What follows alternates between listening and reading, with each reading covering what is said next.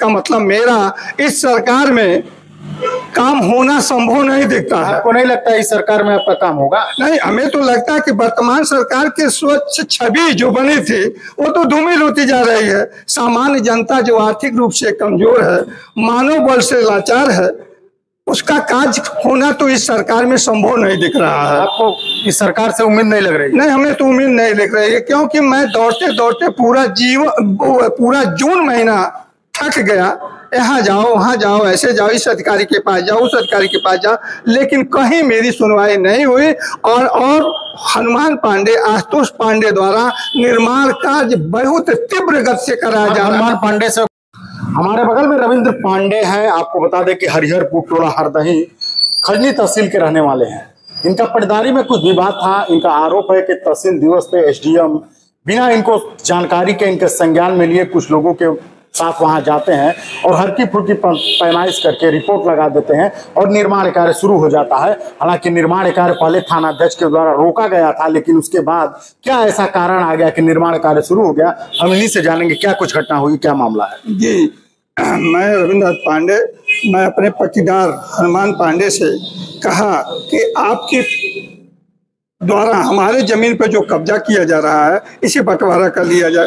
बंटवारा कर लेने से हमारे और आपके बीच में अगली पीढ़ी पर कोई समस्या नहीं रह जाएगी और हम लोग शांतिपूर्वक अपना काम करेंगे। उन्होंने कहा कि फिर बाद में देखा जाए, यानी ऐसे करके वह टालते रहे और उनके मन में बेईमानी की भावना जगी, जिसमें हनुमान पांडे हैं, आशुतोष पांडे हैं और ऋषिकेश पांडे उनके भाई थे, लेकिन अब वो नहीं है। ये तीन लोग उसमें मुख्य रूप से हैं।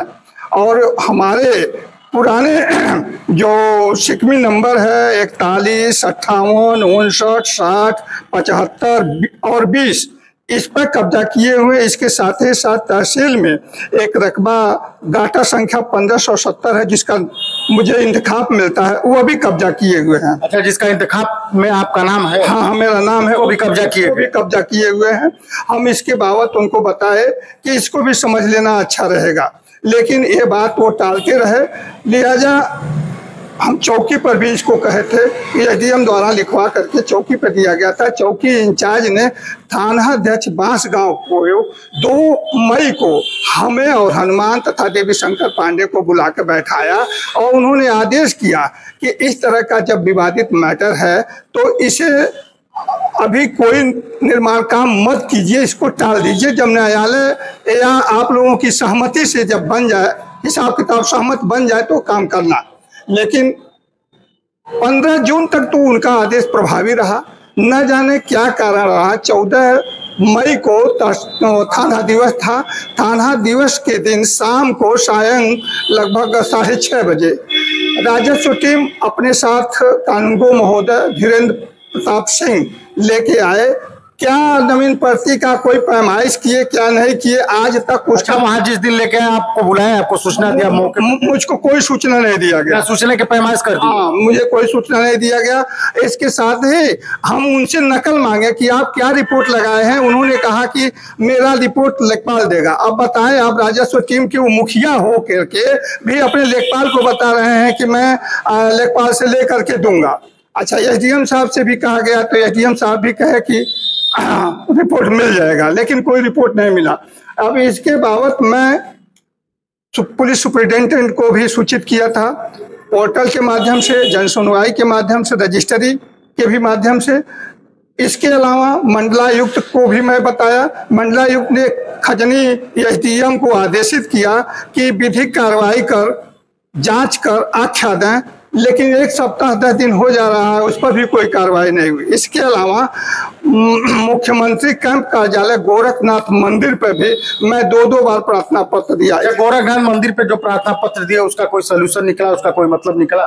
उनका कहना है कि मैं डीएम को लिख दे रहा हूं। हम बोले कि डीएम साहब को लिखे तो थे आप 19 तारीख को, लेकिन आज 26 तारीख है। मैं आया, मुझे कोई सूचना नहीं मिली कि उस पर कोई कार्रवाई हो रही है कि नहीं हो रही है। मुख्यमंत्री कैंप कार्यालय में जो लेटर डाले थे, आप लेटर से संतुष्ट हुए कि नहीं? नहीं, मुझे कोई सूचना ही नहीं मिला। जब मोबाइल नंबर मैं डाल रखा हूं अपना, अगर उनको कोई सूचना देना होता तो मुझे अपने हमारे मोबाइल नंबर पर फिर जानकारी करने नहीं गए उस मामले में कि इस मामले में मैं लेटर दिया था, क्या कुछ हुआ? नहीं, तो 19 तारीख को एक लेटर दिया था, फिर 26 को गए थे, तो 26 को लेटर फिर डीएम को लिखा गया। मैं वहीं पूरी बात किया कि आप बार बार डीएम साहब को लिखते हैं, लेकिन डीएम साहब से कोई कार्रवाई नहीं होती है, हमें कोई जानकारी नहीं होती है।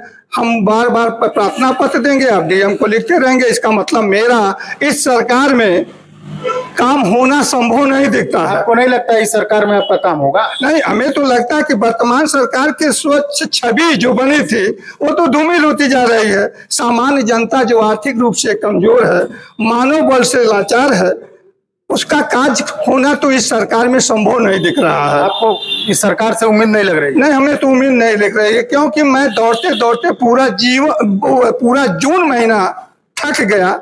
यहाँ जाओ, वहाँ जाओ, ऐसे जाओ, इस अधिकारी के पास जाओ, उस अधिकारी के पास जाओ, लेकिन कहीं मेरी सुनवाई नहीं हुई।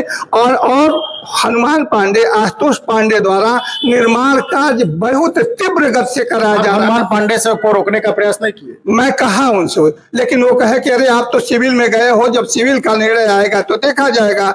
मैं अधिकारियों को बताया कि सिविल में मैं गया हूँ, इस पर आप तो तब तक तो रोक लगा दीजिए, जब सिविल का निर्णय आएगा देखा जाएगा। इन्होंने कहा कि मैं अपनी कलम नहीं फंसाऊंगा। बताएं, अगर बवाल हो जाए, हत्या हो जाए, तो यही प्रशासनिक अधिकारी पहुंचेगा और मौके पर हमको उठा करके जेल में डालने के लिए तैयार हो जाएगा। लेकिन वहां इस तरह का अतिक्रमण हो रहा है, उस पर इनके द्वारा कुछ भी कार्रवाई नहीं किया जा रहा। निर्माण कार्य हो रहा है, आपने फिर पुलिस को सूचना दी?